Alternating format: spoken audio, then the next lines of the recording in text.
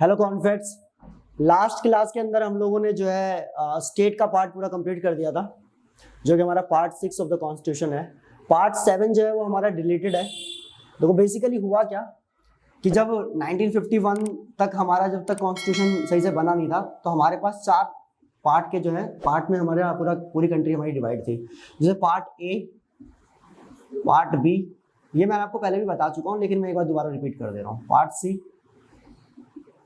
और part D, ठीक है। 4 पार्ट में जो है हमारा स्टेट डिवाइड था। पहले वाले पार्ट के अंदर जो है फर्स्ट पार्ट में अगर हम देखेंगे, फर्स्ट वाले पार्ट में हम लोगों ने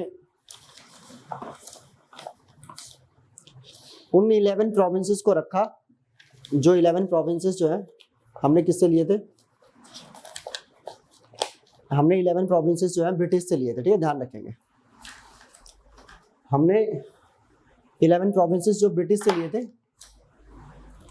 वो ब्रिटिश प्रोविंसेस जो थे वो इसका पार्ट हुआ करते थे।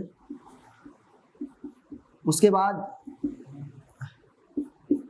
आपका जो है पार्ट बी में हमने वो सारे प्रिंसली स्टेट्स लिए थे, जिन प्रिंसली स्टेट्स पर राजाओं का हक था या राजाओं का अधिकार था, वो सारे के सारे जो है इंडिया में जो मिले वो सारे राजाओं की लिस्ट को हमने जो है, मतलब जिन भी रजवाड़े थे, जितनी भी रियासतें थी, 565 से ज़्यादा रियासतें बताते हैं, उनकी लिस्ट हमने उन सबको लेकर जो हमने पार्ट बी में रखा।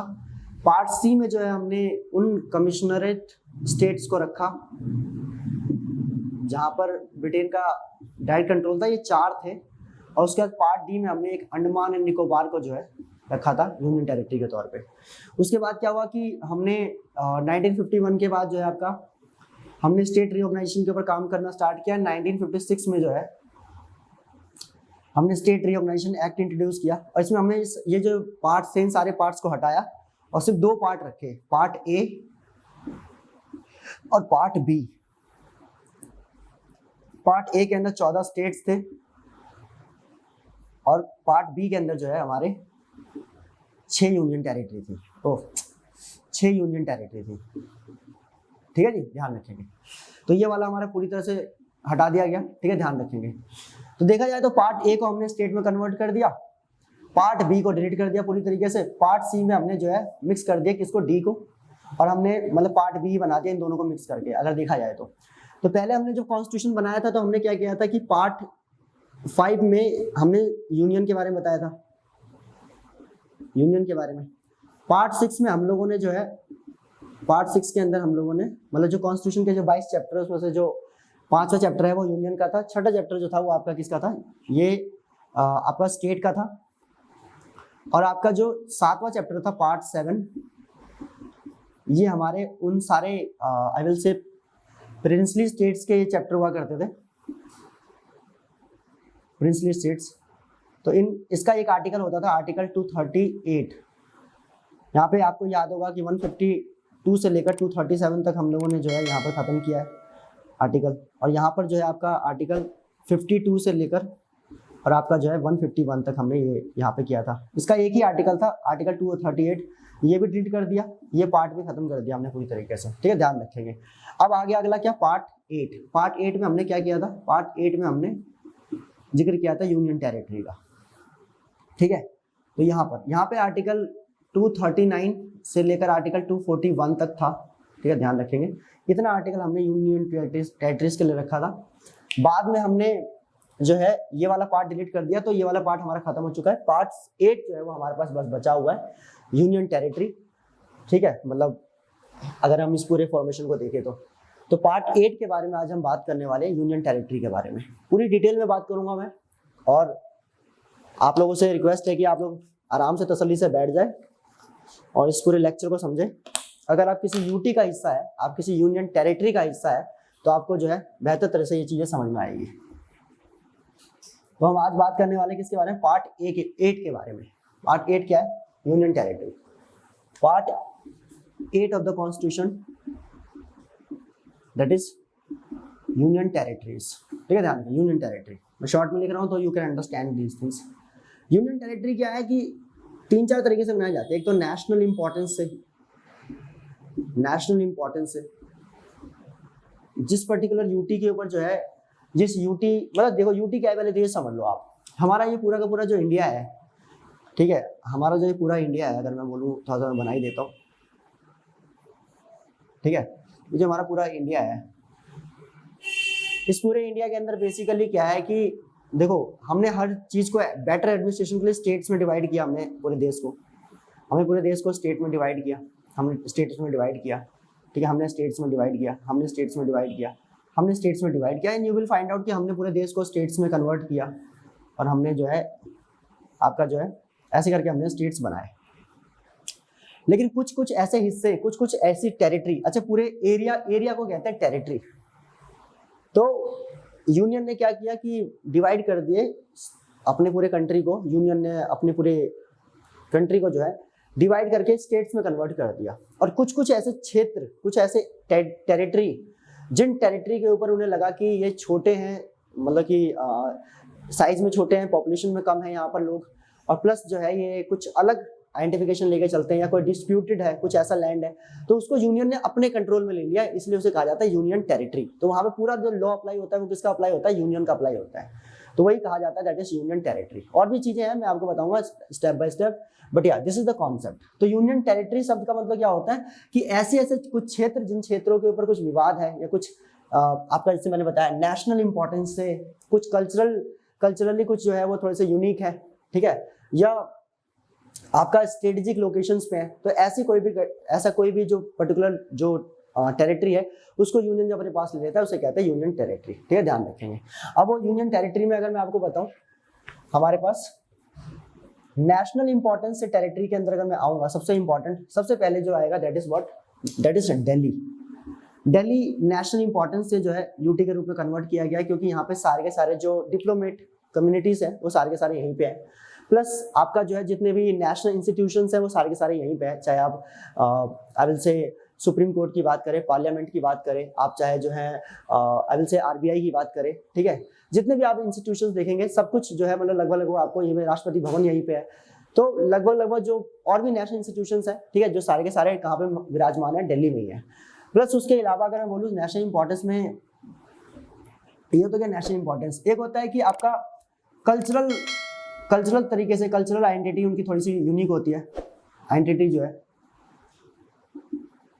डिफरेंट कल्चरल आइडेंटिटी हो जिसकी, जैसे कि आपका बेस्ट एग्जांपल है पुडुचेरी।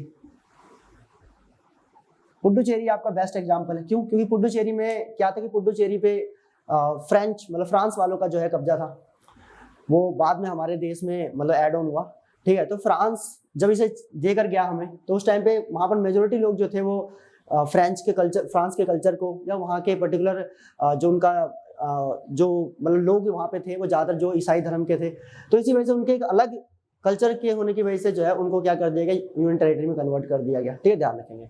उसके बाद पुडुचेरी नहीं, बल्कि पुडुचेरी के साथ यनम है, माहे है, ठीक है ना, करिकल है, ये सारे के सारे जो है वो पुडुचेरी का ही हिस्सा है, मतलब एक नाम इसी पे चलता है, बट बेसिकली वो चारों इसी के पार्ट है। और ज्यादातर इसमें कौन से लोग हैं, जो फ्रांस के ईसाई धर्म के लोग हैं या उस कल्चर को फॉलो करते हैं वो लोग, तो उनके कल्चर को सम्मान देने के लिए, रिस्पेक्ट देने के लिए।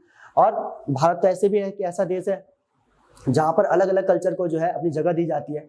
दुनिया के अंदर जो धर्म अपने आप को सुरक्षित महसूस नहीं कर पाए, उन्होंने हिंदुस्तान के अंदर आकर जो है अपने आप को जो है गौरवान्वित, मैं कहूँ कि मतलब एक मिनट के लिए, जिन लोगों ने अपने आप को सुरक्षित महसूस किया, basically I am not being able to find out the word, जिन्होंने अपने आप को सुरक्षित महसूस किया देश के अंदर, चाहे वो पारसी हो चाहे यहूदी हो। आप जब कभी वर्ल्ड हिस्ट्री पढ़ेंगे तो यू विल फाइंड आउट कि पारसी हमारे देश में आए, हमारे यहाँ पे आपका जो है यहूदी हमारे देश में आए, ठीक है, तो ये सारे के सारे लोग हमारे यहाँ पे आने के बाद ही बचे, वरना तो दुनिया से खत्म हो जाना था इन धर्मों को, ठीक है। उसके बाद अगर मैं बात करूँ आपका उसका नेशनल, उसका स्ट्रेटेजिक लोकेशन में अगर मैं आपको बात करूँ, सबसे बेस्ट एग्जांपल आपको मिलेगा अभी फिलहाल में, that is what, Andaman and Nicobar. Andaman and Nicobar strategic location पे है, अंडमान निकोबार हमारे स्ट्रेटेजिक लोकेशंस पे है। यहाँ से क्या है कि पूरा का पूरा Bay of Bengal plus Bay of Bengal भी हो गया, और आपका जो है आपका इंडियन ओशन जो है, दोनों पे कंट्रोल रखा जा सकता है। तो ये पूरा का पूरा इलाका जो है, इस पूरे इलाके पे कंट्रोल रखने के लिए जो है this particular location is very important, Andaman Nicobar, ठीक है। उसी तरह से इधर साइड को आप देखेंगे दैट इज लक्षद्वीप। तो लक्षद्वीप हमारे इस साइड को अगर ये देखें तो ये भी हमारे लिए जो है बहुत इंपॉर्टेंट लोकेशन है। तो ये दोनों के दोनों स्ट्रेटेजिक लोकेशन पे होने की वजह से जो है लक्षद्वीप जो है वो हमारे स्ट्रेटेजिक लोकेशन पे होने की वजह से जो है इन दोनों को भी हमने क्या कर रखा है, यूटीज में कन्वर्ट कर रखा है।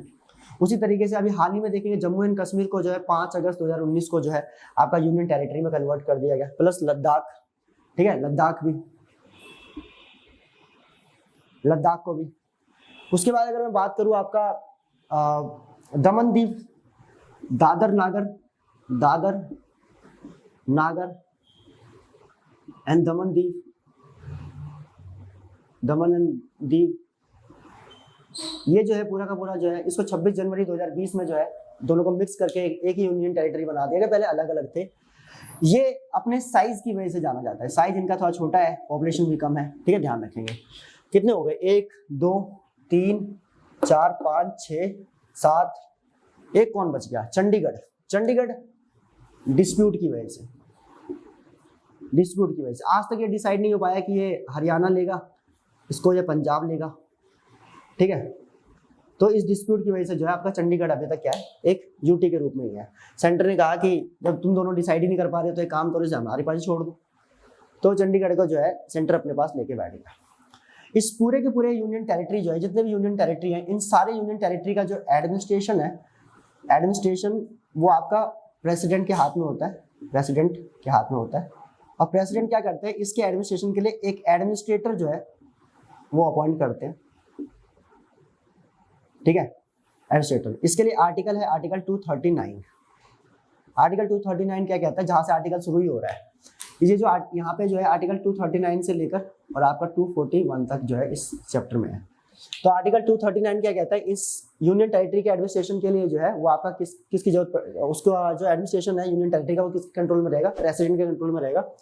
और प्रेसिडेंट इसको कंट्रोल करने के लिए जिसको अपॉइंट करते हैं, क्योंकि प्रेसिडेंट पूरे देश के प्रेसिडेंट है, वो हर जगह पे तो नजर रख नहीं सकते, तो इसीलिए वो एडमिनिस्ट्रेटर को अपॉइंट कर देते हैं। सीनियर आईएएस ऑफिसर होते हैं, आईपीएस ऑफिसर होते हैं, उनको अपॉइंट कर दिया जाता है, ठीक है।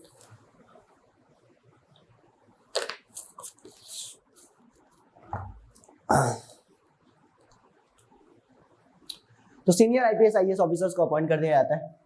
लेकिन एक बात ध्यान रखेंगे, देखो 3 चीजें होती है, एक होता है गवर्नर, और एक होता है आपका लेफ्टिनेंट गवर्नर, और एक होता है एडमिनिस्ट्रेटर, ठीक है जी।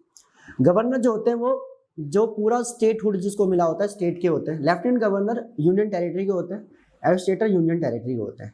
बस ये कौन से यूनियन टेरिटरी के लेफ्टिनेंट गवर्नर होते हैं, जिनको लेजिस्लेटिव असेंबली मिला होता है, ठीक है, विधानसभा जिनको मिली होती है, उनके अंदर क्या होते हैं, एलजी साहब होते हैं, और बाकी जगह पे एडमिनिस्ट्रेटर होते हैं। तो अभी हमारे पास 2 यूनियन टेरिटरी है जिसको लेजिस्लेटिव असेंबली मिला हुआ है, जिसमें एक आपका दिल्ली है और दूसरा जो है आपका पुडुचेरी है। तो इन दोनों जगह पे कौन होगा, एलजी साहब होंगे, ठीक है जी। ये बात ध्यान रखना, this is a very important concept, ठीक है। और ये सारी बातें कहाँ पे, आर्टिकल 239 के अंदर ये चीजें मौजूद है। उसके बाद क्या हुआ, उसके बाद आपका जो है आर्टिकल, हमने बाद में जो है 37th कॉन्स्टिट्यूशनल अमेंडमेंट किया। जैसे मैं आपको कहता लेजिस्लेटिव असेंबली, ये क्या चीज है, ध्यान सुनिएगा। पहले आर्टिकल 239 हुआ करता था, बाद में 239A बनाया गया बाय 37th कॉन्स्टिट्यूशनल अमेंडमेंट करके, और 37th कॉन्स्टिट्यूशनल अमेंडमेंट करके जो है आर्टिकल 239A बनाया गया, जिसमें यह कहा गया कि जो हमारी यूनियन टेरिटरीज है, उन यूनियन टेरिटरीज को लेजिस्लेटिव असेंबली जो है उसका क्रिएशन करने का जो है पावर वो दिया जाता है किसको, पार्लियामेंट को। कि पार्लियामेंट अगर चाहे तो किसी क्षेत्र में अगर मान लो कि वहां की जनसंख्या बढ़ जाती है, प्लस वहां के लोगों की अगर डिमांड है, भारी मांग है वहां पर कि भाई वहां पर एक यूनियन टेरिटरी होना चाहिए, जिससे कि वहां के लोग अपने बीच में किसी अपने मुखिया को चुने, मतलब मुख्यमंत्री को चुने, और वो मुख्यमंत्री जो है उस पूरे के पूरे यूनियन टेरिटरी को चलाए, ठीक है। अब ये यूनियन टेरिटरी पहले जैसा नहीं रहा, यहाँ पे जनसंख्या बहुत बढ़ चुकी है, ठीक है। बार बार प्रेसिडेंट के पास केसेस आते हैं, प्रेसिडेंट उसे देख नहीं पा रहे, तो प्रेसिडेंट पार्लियामेंट से रिक्वेस्ट कर रहे हैं कि यार वहाँ पे पॉपुलेशन बढ़ती जा रही है, और तुम जो है वहाँ पर हर दिन 2 दिन 3 दिन पे कोई ना कोई केस आ जाता है, मुझे उसको हैंडल करने में लग जाना पड़ता है। अब वही उन सब चीज़ों को मैं हैंडल करूंगा तो फिर मैं देश कैसे चलाऊंगा। तो उन्होंने कहा, गवर्नर साहब, प्रेसिडेंट साहब ने कहा कि ये काम करो, पार्लियामेंट तुम जो है इस यूनियन टेरिटरी को जो है लेजिस्लेटिव असेंबली दे दो, ये लोग आपस में चुनाव करके जो है, और ये लोग अपने मुख्यमंत्री को चुने, अपने विधायकों को चुने, और विधायक जो है अपना मुख्यमंत्री चुने, और वो पूरे उस पर्टिकुलर यूनियन टेरिटरी को चलाए। तो किसी भी यूनियन टेरिटरी को जो है लेजिस्लेटिव असेंबली देने की पावर जो है वो पार्लियामेंट को मिल गई बाय 37th कॉन्स्टिट्यूशनल अमेंडमेंट। ये मेरे हिसाब से 1987 के टाइम की बात है। उस टाइम पे अरुणाचल प्रदेश पहला यूनियन टेरिटरी था जिसको जो है स्टेटहुड मिला था, अरुणाचल प्रदेश। ठीक है, ध्यान रखेंगे। तो अरुणाचल प्रदेश जो है वो क्या बना, पहले यूनियन टेरिटरी हुआ करता था, 6 यूनियन टेरिटरी में एक यूनियन टेरिटरी था। अरुणाचल प्रदेश का पुराना नाम नेफा है। आपने अभी जब मैंने स्टेट के निर्माण के बारे में बताया था, मैंने आपको बताया था कि नेफा बाद में कन्वर्ट हुआ किसमें, अरुणाचल प्रदेश के अंदर। सो दिस इज व्हाट, ये है आपका 239A। उसके बाद आपका आगे चलकर जो है इसमें पुडुचेरी को भी आपका 1963 के अंदर जो है आपका पुडुचेरी एडमिनिस्ट्रेटिव क्या कहते हैं आपका जो है एडमिनिस्ट्रेशन एक्ट आया, जिसके तहत जो है पुडुचेरी को भी स्टेटहुड मिला। ठीक है, ध्यान रखेंगे। पुडुचेरी है, पुडुचेरी को भी शायद मेरे हिसाब से स्टेटहुड मिला था। ये वाला जो आई थिंक मेरे हिसाब से 37th कॉन्स्टिट्यूशन अमेंडमेंट जो है, इस 37th कॉन्स्टिट्यूशन अमेंडमेंट के अंदर जो है आपका अगर मैं बात करूँ आई विल से, हाँ नहीं, अरुणाचल प्रदेश को 1987 में नहीं 1975 में मिला था आपका स्टेटहुड। ठीक है, ओके। बाकी जो है इससे पहले पुडुचेरी जो है, पुडुचेरी को भी आपका राज्य का दर्जा मिला था। This is very important to understand. Puducherry को भी जो है राज्य का दर्जा मिला, नहीं राज्य का कह रहा हूँ, सॉरी।